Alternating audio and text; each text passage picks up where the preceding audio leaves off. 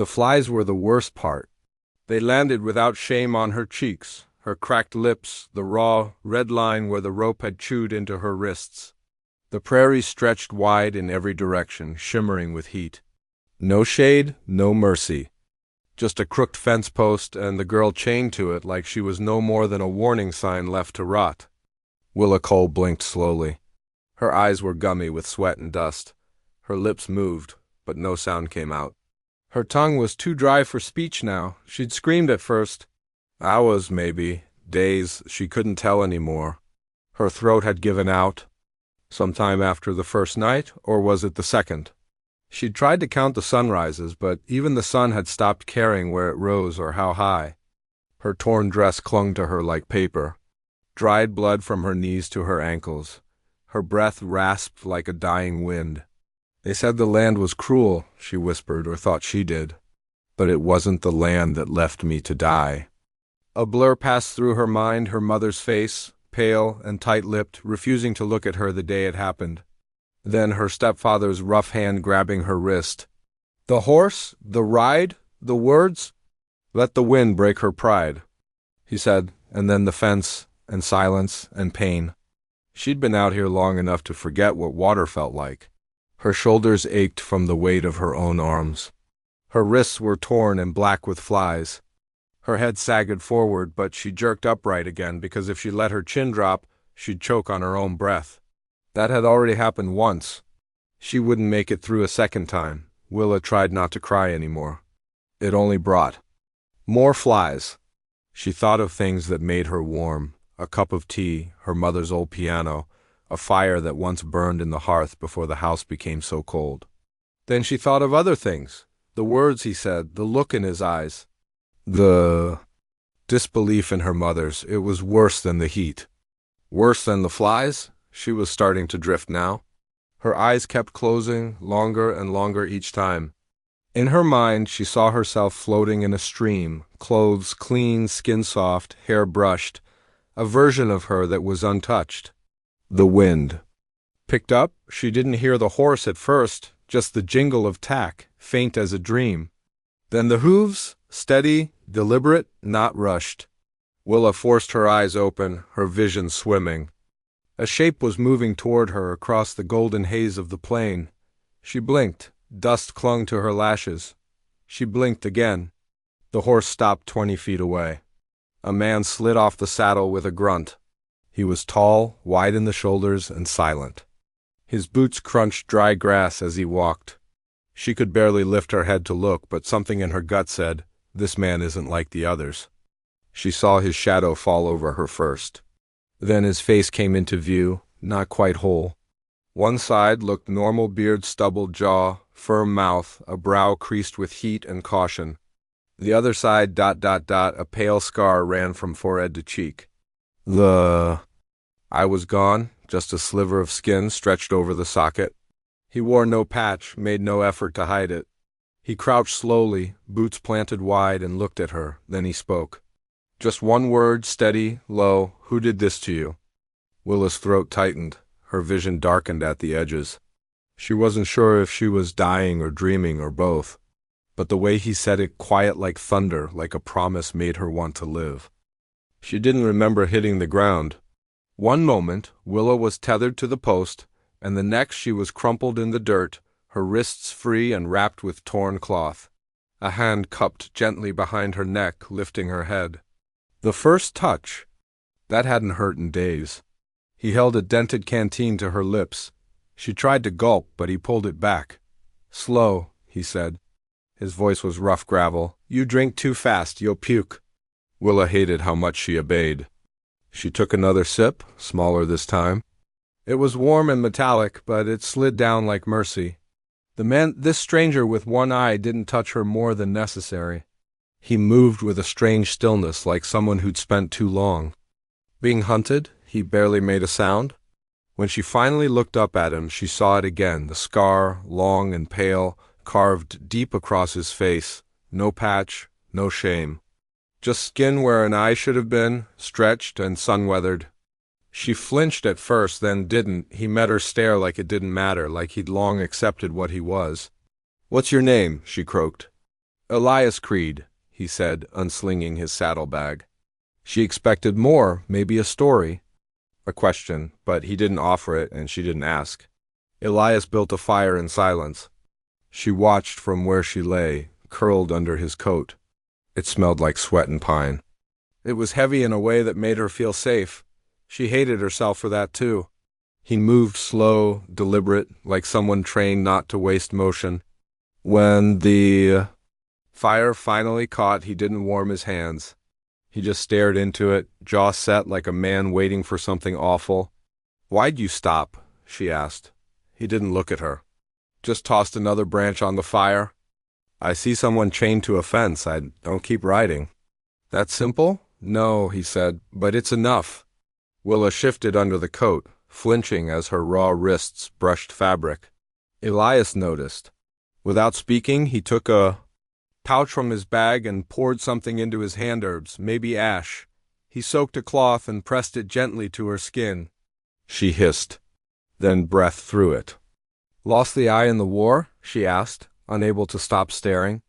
"No," he said, eyes still on her wrists. "Lost it after." "How?" He finally looked at her, then his one good eye sharp, but tired, trying to protect someone. "Didn't work." Willa didn't ask more. She didn't need to. She understood failure, knew the weight of trying and losing anyway.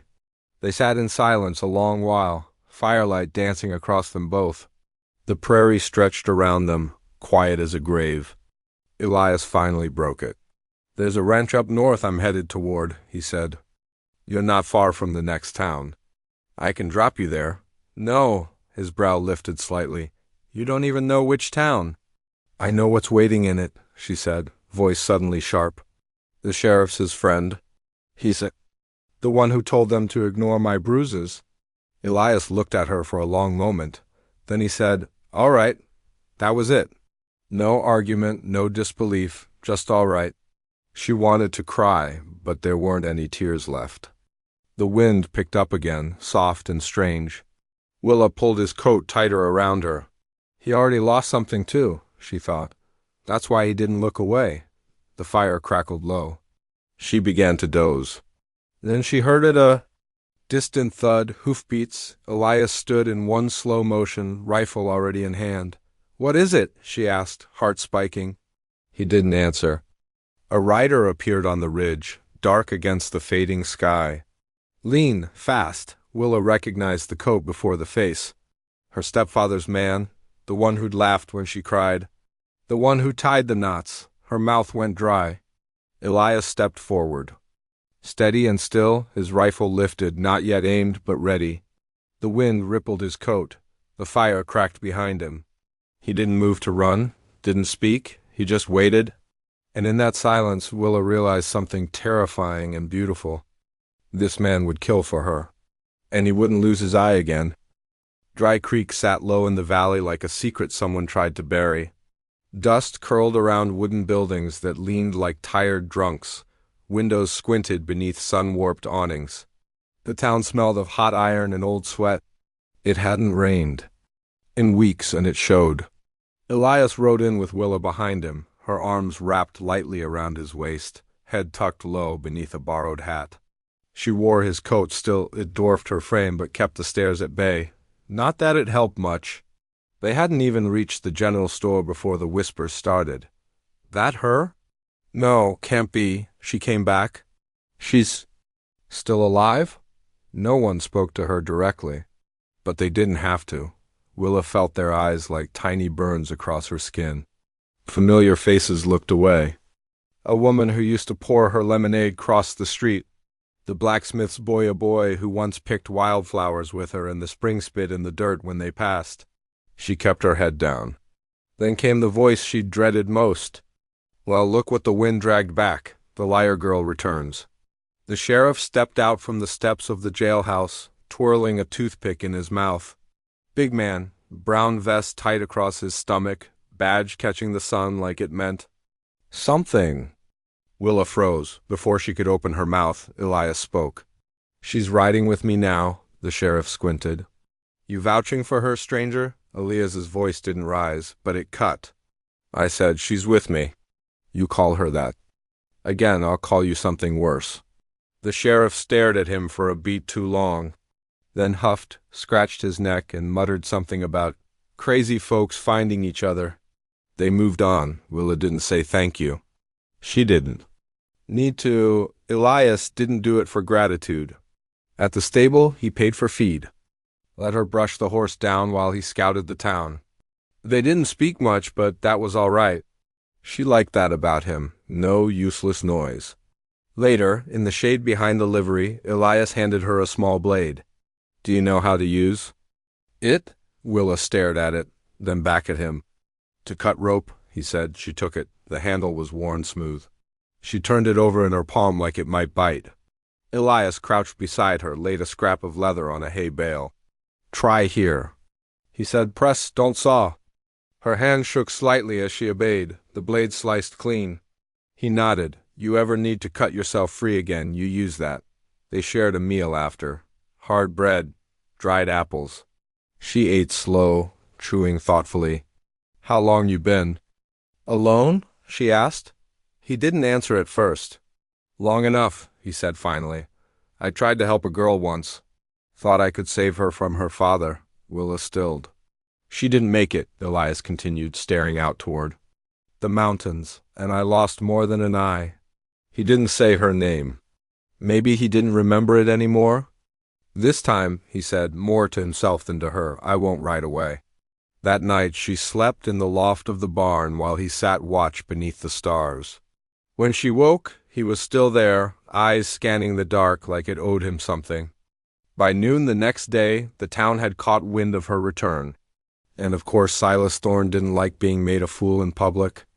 They found him where they expected him, leaning against the bar inside the Dry Creek saloon. Glass of bourbon in one hand, a smirk carved deep into his face. Willa stayed outside. She couldn't go back in that place, not yet. Not without shaking. Elias stepped through the bat-wing doors alone. The saloon went still. Silas turned, smiled. "You must be the one-eyed Messiah," he drawled. Elias didn't flinch. "The girl's not yours anymore." Silas laughed, a real, belly-deep sound. The kind only cowards make when they know the room is full of people. "On their side, she never was," he said. "She was her mama's mistake.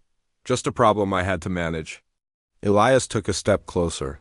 "You managed her by chaining her to a fence?" Silas set his drink down, turned full to face him. "Look, stranger, I don't know what she told you, but girls like that, they always cry wolf when they don't get their way." Elias moved so quick the glass didn't even finish tipping before he had Silas by the shirt. "I don't care what she told me," he said, low and cold. "I saw the rope burns." Silas's hand drifted toward his belt, toward the gun he thought made him invincible.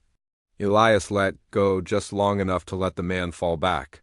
He didn't draw, just said, "You try again, I'll put you down so clean the worms won't even find your soul." He turned and walked out. No one stopped him. Outside, Willa waited with her arms folded tight against her chest. She didn't ask what was said. Elias nodded toward the horizon. "We ride at dawn." And for the first time in years, she nodded back without fear. They said she had to go.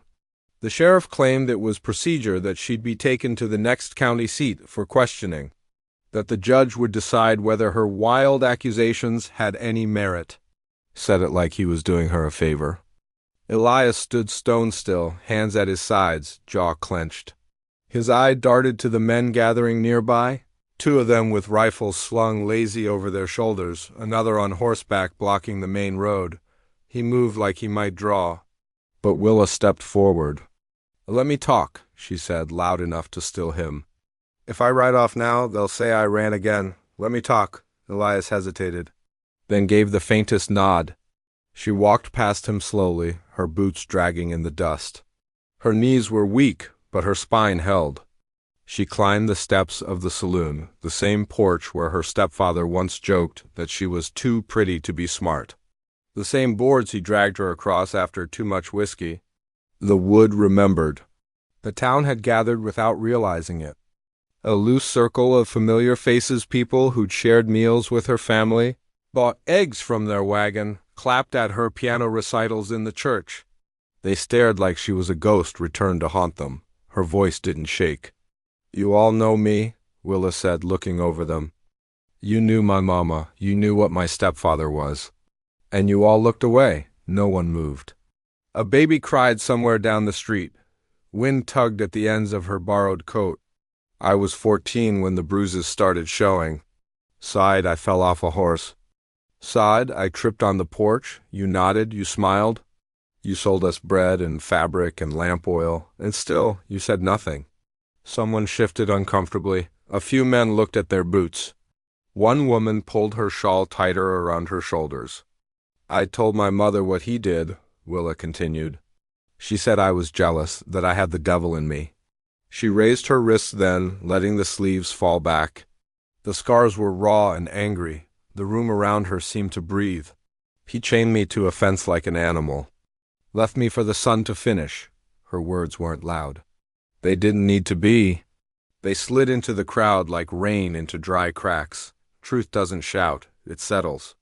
A man near the back spit into the dirt right near Silas Thorne's boots.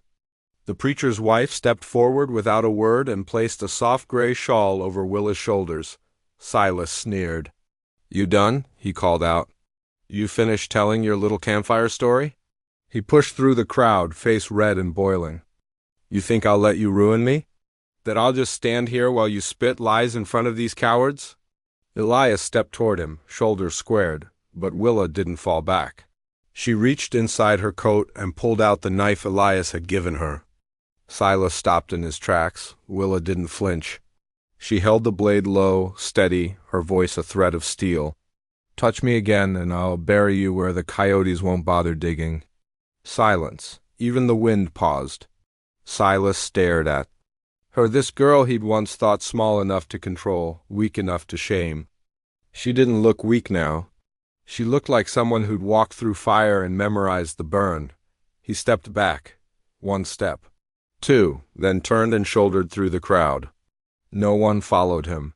Willa exhaled slowly, the knife still tight in her hand. And though no judge banged a gavel, no jury passed a sentence, everyone there knew the trial had just ended. By the week's end, Silas Thorne was gone, no goodbyes. No fights, just a hollow echo of hoofbeats on the road out of town and a barn full of silence where his name used to carry weight. No one followed, no one asked where he'd gone. Men like him didn't get chased, they got forgotten. The sheriff stepped down quietly the day after, said nothing, left nothing. His badge sat on the desk like a rotting tooth. They offered Willa paperwork, trials, statements. She didn't want any of it. "I don't need a lawman's justice," she said. "He'll rot worse where he's going. I've got living to do." No one argued. She stayed a few more days. In Dry Creek slept in the church's side room, helped wash the altar cloths. People looked at her differently now. Not exactly kindly, but cautiously, like something cracked open in them, and they didn't yet know what might crawl out. Elias didn't say much during those days. Just kept fixing the saddle, oiling the rifle, keeping his horse ready. He didn't assume anything. That's what Willa liked about him most. He never once asked her to stay. So when the time came and he swung into the saddle, she watched him in silence, arms folded, hair tied back. "You heading north, then?" she asked, voice casual but tight. He nodded once. "Ranch job waiting. Quiet kind." She nodded too. Turned to walk away, but then she stopped. "I ain't broken," she said, turning back to him. "Just tired. You want to ride a while longer, I wouldn't mind the company." Elias didn't answer with words, he just extended his hand. She took it. They rode out just before sunrise, past the last house at the edge of town, through fields where the wind sang in the grass like old ghosts finally at rest. The prairie opened up like a blank page, all golden light and space. Willa's wrists were healed now, pink and soft, but strong. She didn't look back. As the sun rose behind them, casting long shadows across the waking land, her voice years later, maybe only in memory, said, "The fence didn't break me. It introduced me to the only man who saw me unchained."